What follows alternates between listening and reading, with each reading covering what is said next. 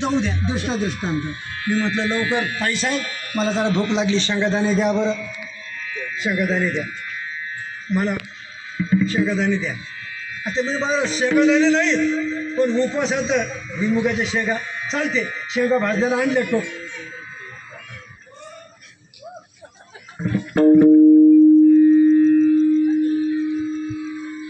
मी म्हटलं भूक लागली एकादशा शेंगादाणे आणा ना. ते म्हणजे शेंगादाणे भुईमुगाच्या शेंगा. म्हटलं चालेल. एक टोप भाजल्या वगैरे आणल्या पुढे. मी म्हटलं तुम्हाला शेंगादाणे विचारले मी, शेंगा कशाला आणल्या? ते म्हणे महाराज. म्हटलं जाऊ द्या शेंगादाणे आणले तर आणले, हे टरफलं कशाला आणले? ते म्हणे काय महाराज तुम्ही आळंदीकर जिल्लगी मजाक करता. अहो शेंगा भुईमुगाच्या शेंगा आल्या म्हणजे टरफलं आले. धर्म आला ना तिथं द्रव्य संचय आला. हो जरा माफ करा. माधव महाराज मगरांचं सांगू महाराज तुम्हाला. ते म्हणायचे कीर्तनकारानं पैसा मागू नये पण समोरच्या दात्यांनी कीर्तनकार अडचणीतील असंही करू नये.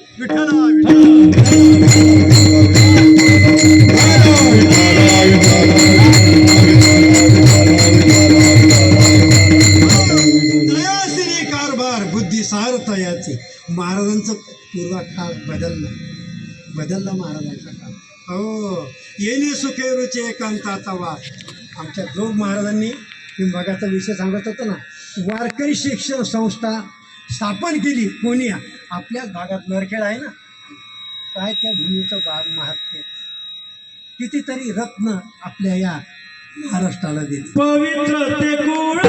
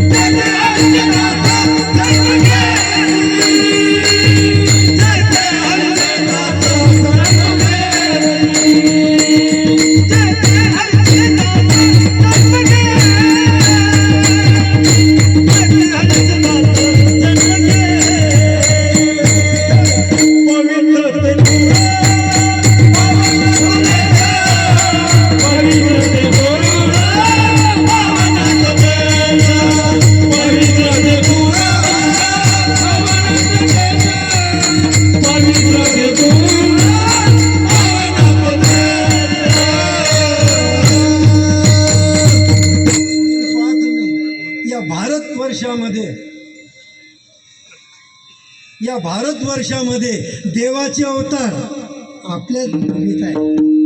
रामकृष्णाधिक अवतार अमेरिकेत झाले का? नाही. याच भूमी गोपिकेचा अवतार यथा व्रज गोपिकानं भगवान कृष्ण याच भूमी. हा भागवतासारखं महापुराण याच भूमी. 18 पुराणी याच भूमी. ज्ञानेश्वरी वाचा पण 16वा अध्याय. सती आणि सत्पुरुष दानशील याज्ञिक का तपस्वी अलौकिक महात्मेजी. असं मगर महाराज म्हणायचे एक ब्रह्मचारी आपल्या घराण्यात आपल्या कुलात निर्माण होण्याकरता 1000 माऊल्यांची पुण्य पाहिजे. तेव्हा एक मारुतीराय येते. किती वर्ष तप केलं? ऋष्यमुख पर्वती अंजनी तप करी. आज म्हणतात जिची आजी पाळण्याची दोरी ती जगाचे. हो नाही तर आता अलीकडे गाणी बदलले. हो पूर्वीचे होते तुमच्या काळात या बाळांनो. आता तर काय आता मागच्या आठवड्यात मी ते बाई ते झोका देत होती. आणि काय सांगा तुम्हाला, पहिल्या दिवशी जन्मलं बाळ. वा संगीत तयार आहे. विनोद आहे आपला. दोन्ही मृदंगाचार्य गुरुबंधूप्रमाणे आहे. अगदी हे वाजवणं साधन आहे बरं. त्यातला मी एक आहे. दुंडा महाराजपासून वाजवत आलो. गुरुवारी गाथामूर्ती खंडारकर महाराज, माधवबाग मुंबई अमृत महाराज. एक महिना राहिले. हे वाजवण्याचे काय माझ्या बोलण्यात नाही हो किंमत. यांचे हात चालतात म्हणून रंग भरे आतापर्यंत ज्ञानोबारांनी वाजवून घेतलं. अजून वारी चुकली नाही. शेडगे नंबर 3 आपल्या संस्थेची दिंडी. ज्ञानोबराय वाजून घेतो. आपण कोण वाजवतो? करील ते काय काय विषय सांगत होतो मी अगोदरचा विषय? अगोदर सती आणि सत्पुरुष, दानशील याज्ञिक का तपस्वी अलौकिक महात्मे. या ज्या माता भगिनी मगाचे लहान बालक होते ना हरिपाठात, कोणी ज्ञानोबराय असतील, कोणी तुकोबराय असतील, कोणी वारकरी असतील, सांगता येत नाही मला, कळत नाही माणसाला. आजचा तरुण आमचे बंडात ते नेहमी सांगतात, आजचा तरुण एकटा नाही बसत, ते समोर एवढं डबलं असते. डबलं कळलं तुम्हाला? सारखं करते तो, कानात 2 वायरी. परवा आमच्या शेगावला 2 विद्यार्थी बुलढाण्याहून शेगावला आले आणि परत त्याच गाडीत चढले. म्हटलं काय रे उमेश कसं काय? त्याच म्हणे कंडक्टर म्हणे महाराज ते सध्या चंद्रावर आहेत, चंद्रावर. तुम्हाला नाही कळलं अजून चंद्रावर? महाराज हुशार माणसं, तुम्हाला कळलं चंद्रावर. स्वर्गावर मग नव्हते का? मग नव्हते, माझा फक्त अर्धा तास बोलायचा. कळलं तुम्हाला? विठ्ठल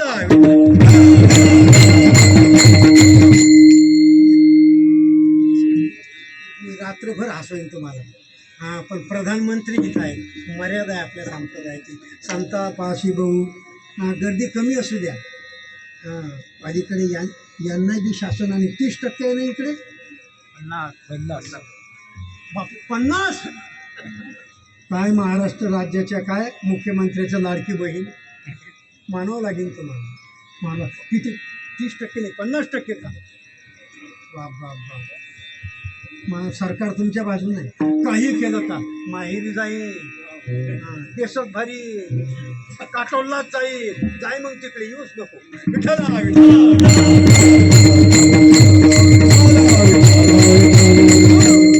वारकरी संप्रदाय श्रेष्ठ आहे. श्रीमद भगवद्गीता सारखा ग्रंथ नाही. गोस्वामी तुलसीदासजी सांगतात, हरी समजगत कछु वस्तू नाही, नाही प्रेम सब पंथ, सद्गुरु सम सज्जन नाही, नाही गीता समग्र. गीतेसारखा भगवद्गीतेसारखा ग्रंथ नाही. हा, ज्या गीते तुम्ही म्हणजे महाराज आम्हाला संस्कृत येत नाही. हो, आता यांची अजून तयारी आहे. महाराज तिकडे मला, आम्ही सांगतो या. माऊलीचा अंतकरण फार मोठं आहे. आम्ही ज्यांच्या दारात राहतो त्यांचं हृदय इतकं मोठं आहे, कोणी या. तिथं गुण दोषे याती न विचार, जे काळाची व्यंकटी सांगू तया सत्कर्मी रती वाढ. आमच्या माऊलीचं इतकं हृदय मोठं आहे, कोणी या. जगाचे अपराध माऊलींच्या पोटात सण होतात. पहिली आठवण सज्जनाची नाही झाली, खड आहेत खड.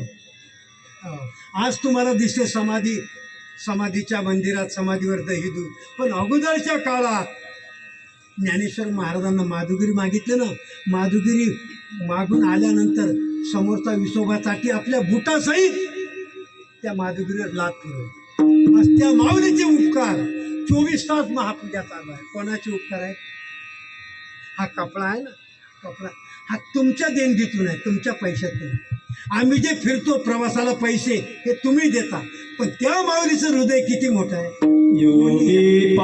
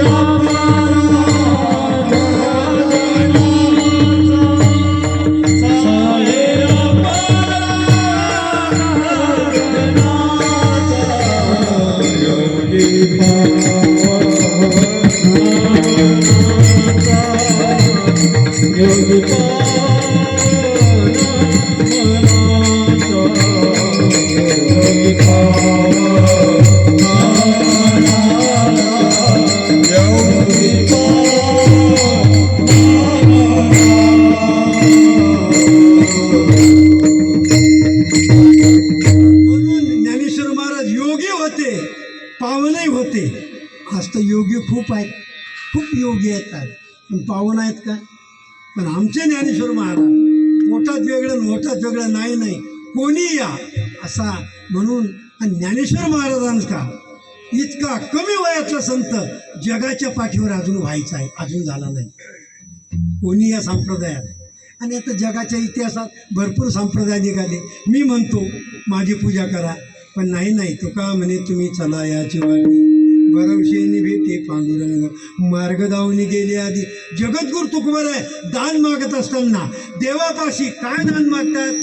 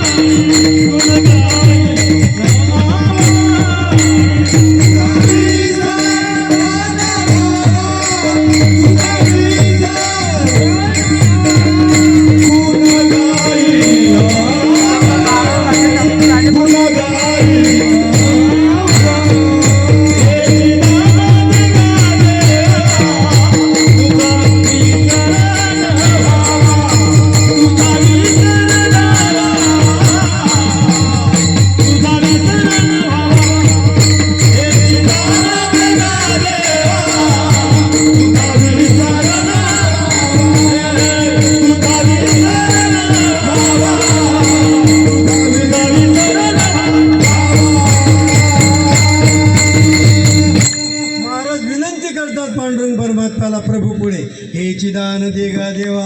हो महाराज मागतात आणि संप्रदायात मागणं हा गुणधर्म जगद्गुरु तुकोबर आहे, हा शोभत नाही तुपाला. पण महाराजच सांगतात काय मागावं आणि काय मागू नये. हो महाराज सांगतात करोनी उचित आणि प्रेम घाली हृदयात असं मागावं माणसाने. महाराज सांगतात हे चिद मला हेच द्या हे दान. वास्तविक महाराज आता पूजनीय बाबा पुढे आहेत. संप्रदायातले कितीतरी प्रमाण आहेत. काही मागणे अनुचित वडिलांचे